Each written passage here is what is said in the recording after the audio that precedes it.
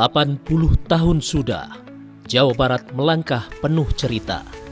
Dari lereng-lereng pegunungan yang menyejukkan, hamparan sawah yang menguning, hingga gemerlap kota yang tak pernah tidur. Semua menyatu dalam harmoni yang membentuk identitas tanah Pasundan.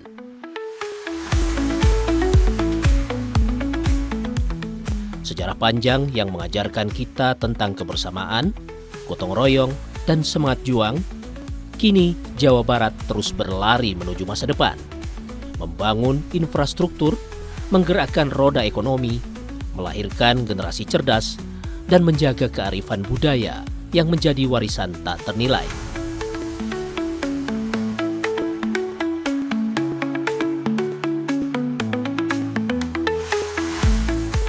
Di setiap sudut kita melihat karya. Jalan yang menghubungkan desa dan kota, pasar yang hidup oleh semangat para pedagang, sekolah yang melahirkan generasi penerus bangsa, hingga pusat inovasi yang mendorong Jawa Barat menjadi provinsi terdepan. Di usia ke-80, Jawa Barat bukan sekedar provinsi, tetapi rumah besar yang mempersatukan lebih dari 50 juta jiwa. Inilah perayaan HUT Jabar ke-80 Provinsi Jawa Barat. Momentum untuk bersyukur, berbenah, dan terus berkarya demi masa depan yang lebih gemilang.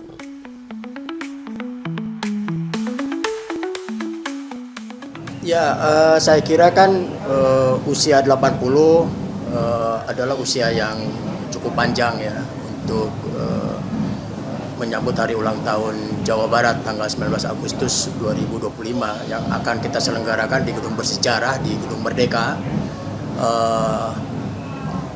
Di situ kita bisa mengambil makna bahwa akar sejarah itu kan tidak bisa hilang gitu ya, untuk menjadi pegangan kita.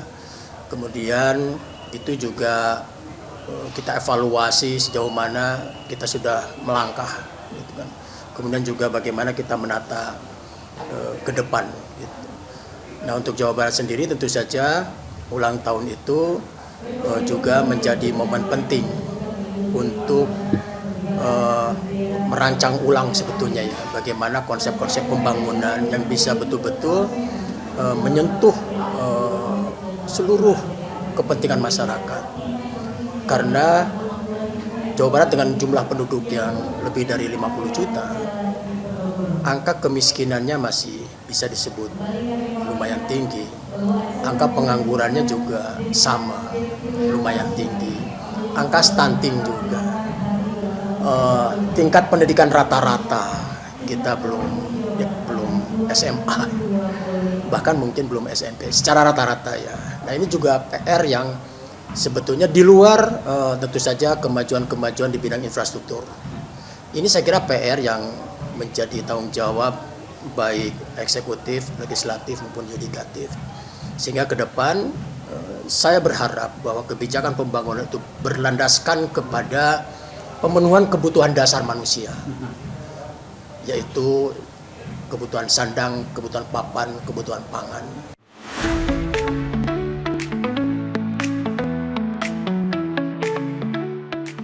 Delapan 80 tahun Jawa Barat menyimpan banyak harapan yang harus terasakan oleh masyarakat Jawa Barat tentunya. Sebagai pengambil kebijakan, di mana kami DPRD dengan pihak eksekutif harus bisa merumuskan bagaimana keberadaan Jawa Barat ini atau provinsi atau pemerintah itu lebih terasakan di masyarakat dalam meningkatkan kesejahteraan masyarakat. Memang masih banyak masalah ya, tapi insya Allah karena ini dinamis dengan gebrakan gubernur yang sekarang dengan langkah-langkah kebaikannya, tentunya ini kita harus support ya di beberapa titik. Yang pertama adalah di kebijakannya. Bagaimana setiap kebijakan yang dikeluarkan oleh pemerintah Provinsi Jawa Barat itu harus terasakan oleh masyarakat. Tapi dari kebijakan ini muncul berikutnya adalah anggaran. Keberpihakan kepada masyarakat dalam meningkatkan perekonomian, kesejahteraan, pendidikan, kesehatan, dan sebagainya yang terkait dengan IPM, indeks pembangunan manusianya itu harus ditingkatkan. Nah, harapan ini tentunya dengan pemerintahan yang baru dengan Gubernur KDM ini tentunya besar harapan bisa merata di seluruh masyarakat Jawa Barat. Dan ini harus lebih terasakan ya.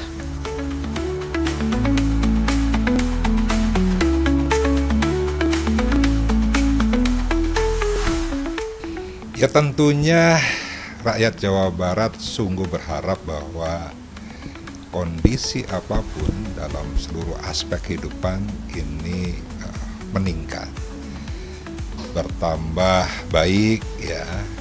Dan tentunya Jawa Barat sebagai provinsi penyangga Jakarta masih mempunyai problem yang sangat besar.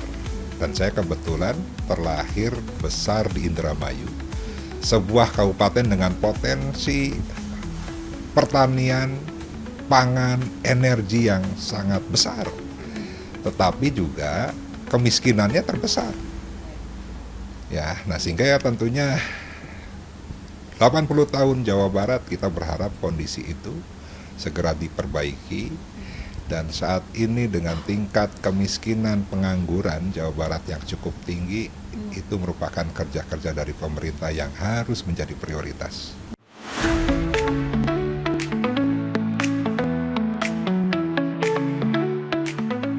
Kami bersyukur ya bahwa kami melihat bahwa perkembangan Jawa Barat terus membaik, terus meningkat dari semenjak Provinsi Jawa Barat ini berdiri dan sampai hari ini. Setidaknya saya bisa melihat secara real dari sejak saya menjadi anggota DPRD tahun 1997, di mana sumber daya manusia tentunya yang paling utama, SDM, yang kedua juga infrastruktur, dan beberapa indikator makro keberhasilan pembangunan lainnya. Saya melihat bahwa ini sudah meningkat luar biasa di ulang tahunnya yang ke-8 Dasawarsa ini.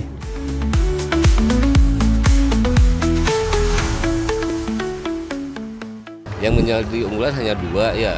Pertama adalah paripurna dan yang kedua kirab budaya. Itu diikuti oleh seluruh stakeholder kabupaten kota dan perangkat daerah di Jawa Barat.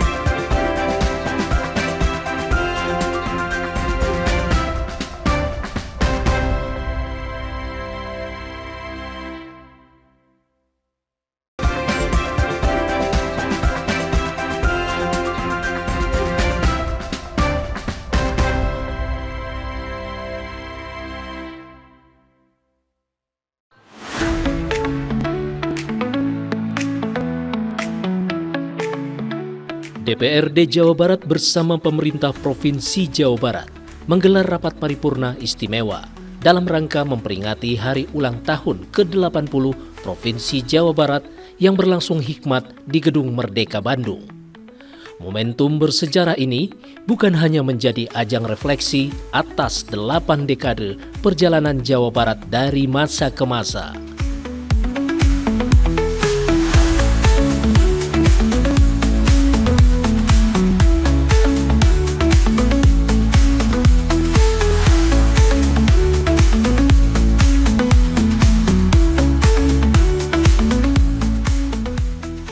Bagaimana masyarakat bisa mampu memakai pakaian yang layak gitu ya. Kedua, papan masyarakat juga harus tinggal di rumah yang layak huni gitu kan. Masih banyak masyarakat di Jawa Barat yang tinggal di rumah yang tidak layak huni. Mereka bisa tinggal di rumah yang berhimpit-himpitan, sempit gitu kan. Di dalam gang-gang sempit gitu kan. Sampai saking berhimpit-himpitannya matahari menjadi hal yang mahal. Nah, apa akibatnya? Akibatnya berbagai macam penyakit tumbuh, muncul di sana. Dan ini jadi PR. Tidak boleh lagi ada masyarakat yang tinggal di rumah yang tidak layak huni. Nah, PR lagi nih, karena bantuan untuk rumah tinggal layak huni atau Rutilau itu ada syaratnya, yaitu harus memiliki sertifikat hak milik. Sementara terutama di perkotaan lebih banyak mereka tinggal di rumah yang tidak memiliki surat kepemilikan, tapi tinggal di rumah yang tidak layak huni. Ini kan persoalan, Pak. Ini persoalan, ini tantangan, harus ada jalan keluar. Gitu.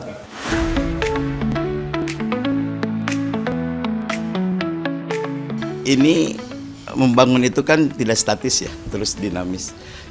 Banyak hal-hal yang kita kuatkan. Pertama dalam aspek pembangunan fisik, baik infrastruktur jalan dan jembatan kita tingkatkan, tapi jangan lupa juga pembangunan sumber daya manusia. Jadi dua pembangunan ini harus seimbang ya. Dan ini menjadi fokus mewujudkan Jabar Istimewa ini adalah bagaimana pembangunan fisik dan pembangunan SDM menjadi dua hal yang harus kita lakukan secara bersama-sama. Karena fisik yang terbangun tanpa SDM-nya yang kuat juga akan terjadi dengan baik. Nah, tentunya dua program ini minimal yang akan dikuatkan di dalam pemerintahan Pak KDM sekarang ya, dua-duanya. Karena juga menyangkut bagaimana membangun perilaku, membangun kesadaran masyarakat di dalam menyokong program-program pemerintah untuk kesejahteraan itu tetap harus dua-duanya harus nyambung. Kesadaran yang besar dari para pengambil kebijakan, para pengelola pemerintahan yaitu DPRD dan eksekutif, juga kesadaran untuk mau maju di masyarakatnya. Jadi ini harus nyambung nih. Ada titik temu di sana dan harus dilakukan dengan sokongan kebijakan, peraturan yang menguatkan itu dan juga tadi anggarannya. Harus ada saling menguatkan, saling mengasihi. Kalau di bahasa Sundanya itu silih asah, silih asih, silih asuh menuju Jabar Istimewa gitu.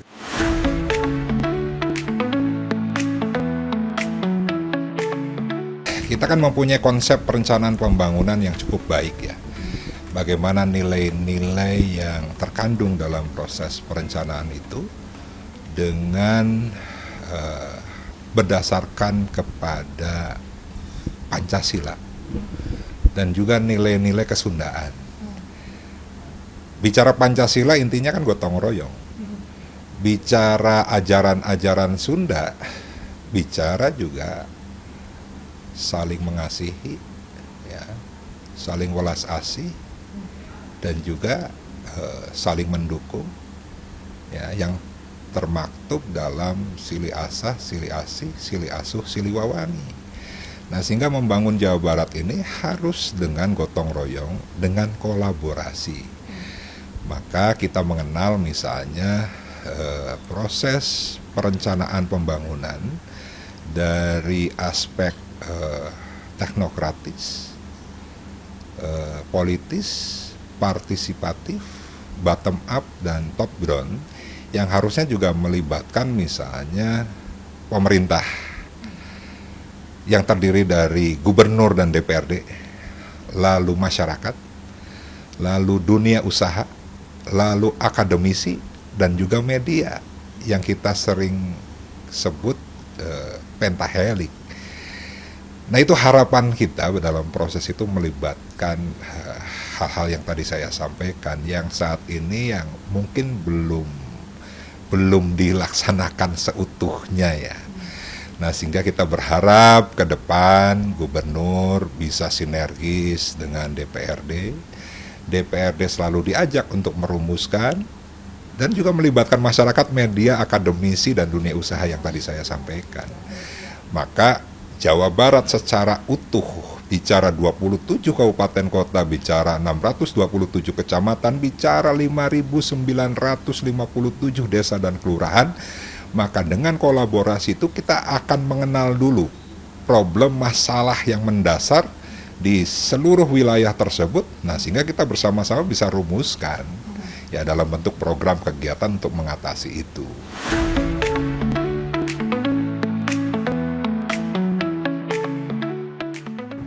Ya, sebagai anggota DPRD tentunya kami tidak hanya mengawasi ya apakah proses pembangunan berjalan secara optimal, tapi dari mulai proses perencanaannya kami ikut mengawal dan ikut merencanakan bersama pemerintah provinsi, bersama Pak Gubernur dan Pak Wakil Gubernur.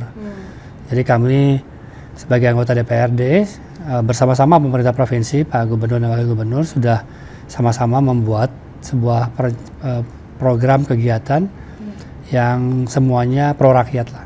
Kami minta semuanya pro rakyat dan tentunya yang juga terukur kepada segala satu indikator makro keberhasilan pembangunan yang angka-angkanya kami minta dapat dinaikkan, baik pendidikan, kesehatan, kemampuan daya beli, dan indikator makro yang lainnya.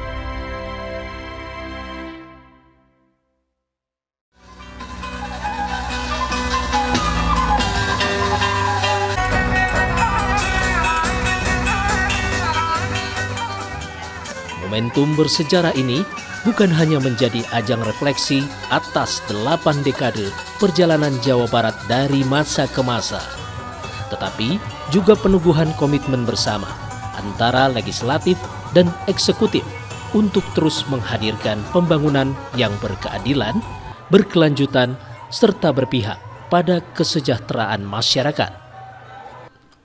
Suasana rapat paripurna di lokasi yang syarat nilai sejarah perjuangan bangsa itu kian menegaskan semangat Jawa Barat dalam menatap masa depan. Filolog perpustakaan.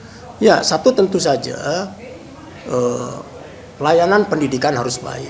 Yang kedua, peluang kerja yang harus dibuka seluas-luasnya, karena iklim investasi di Jawa Barat sebenarnya cukup baik dan cukup menarik untuk investor luar. Persoalannya adalah pertama, masalah perizinan di kita masih juga dianggap masih berbelit-belit dan masih lama kan gitu. Nah, yang kedua, kita harus mendorong investasi itu bukan hanya sekedar padat modal tapi harus padat karya. Nah, ini kan juga ada masalah lain karena sekarang berorientasi kepada teknologi yang mungkin malah mengurangi peran daripada sumber daya manusia gitu kan. Makanya pemerintah harus melihat investasi-investasi yang memadukan antara penerapan teknologi dan sumber daya manusia sehingga masih tetap bisa menyerap atau investasinya investasi padat karya gitu.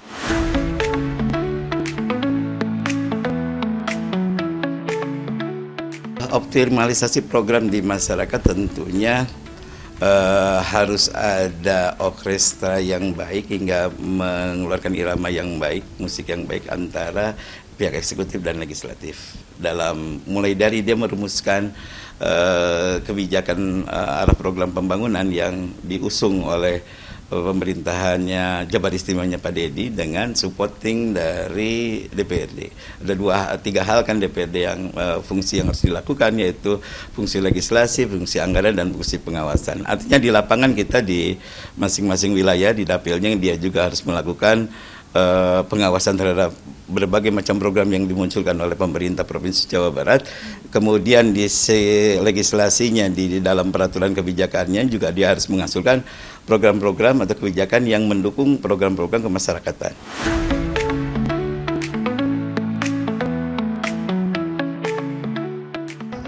Senang ya dengan program Pak Gubernur yang di tahun pertamanya ini membuat sebuah gebrakan, yaitu dengan melakukan efisiensi dan realokasi belanja, di mana di Provinsi Jawa Barat merupakan provinsi dengan jumlah realokasi yang terbesar.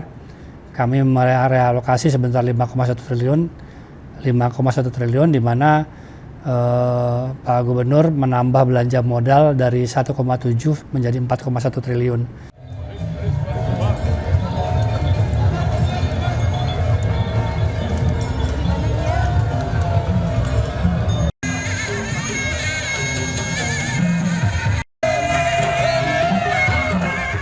Harapannya seperti yang sudah disampaikan oleh Pak Gubernur waktu kampanye, lembur diurus, kota ditata, pengangguran tergerus, masyarakat sejahtera. Baru itu namanya Jabar Istimewa. Sesuai dengan tema kita, menyemai benih, menanam hujan, itu artinya kita lebih meningkatkan kepedulian, kebersamaan, dan selalu menjaga kelestarian lingkungan. Sehingga hujan itu bisa ditanam menjadi tumbuh, kayak tumbuhan menjadi berbuah. Tetap optimis dan telah terbangun trust kepada pemerintah, dan kita mencoba terus membangun trust ini di hadapan masyarakat, walaupun ini bukan suatu hal yang mudah, dan kita paham bahwa perjalanan ini masih panjang. Tentunya support dari masyarakat atas apa yang dilakukan oleh pemerintah Provinsi Jawa Barat menjadi hal yang sangat penting. Masukan-masukan ini saling mengingatkan untuk tadi memperbaiki hal-hal yang memang harus dirasakan oleh masyarakat. Ya, sesuai dengan tagline Jawa Barat Istimewa, saya kira saatnya kita sama-sama bebarengan ya bekerja membuat aransemen yang sempurna lah, sehingga musik bisa kita tabuh bebarengan dengan harmonis gitu ya, untuk kemajuan Jawa Barat Istimewa. Ya, rakyat Jawa Barat harus tetap semangat ya. Usia 80 tahun seperti usia kemerdekaan Republik Indonesia. Maka Jawa Barat sebagai provinsi yang terbesar, kita harus mempunyai optimisme ya, bahwa Jawa Barat akan lebih baik ke depan. Mudah-mudahan tadi Gubernur Jawa Barat, DPRD Jawa Barat dengan visi Jabar Istimewa, lembur diurus, kota ditata, dengan melibatkan seluruh komponen masyarakat, ya bisa lebih baik ke depan. Tentunya sebagai warga Jawa Barat, kami berharap apa yang dicita-citakan oleh para pendiri Provinsi Jawa Barat ini, yaitu masyarakat Jawa Barat yang gemah ripah rapih loh jinawi ya, yang masyarakatnya makmur, masyarakatnya harmonis, masyarakatnya sejahtera, dan masyarakatnya aman dan damai dapat tercapai tentunya.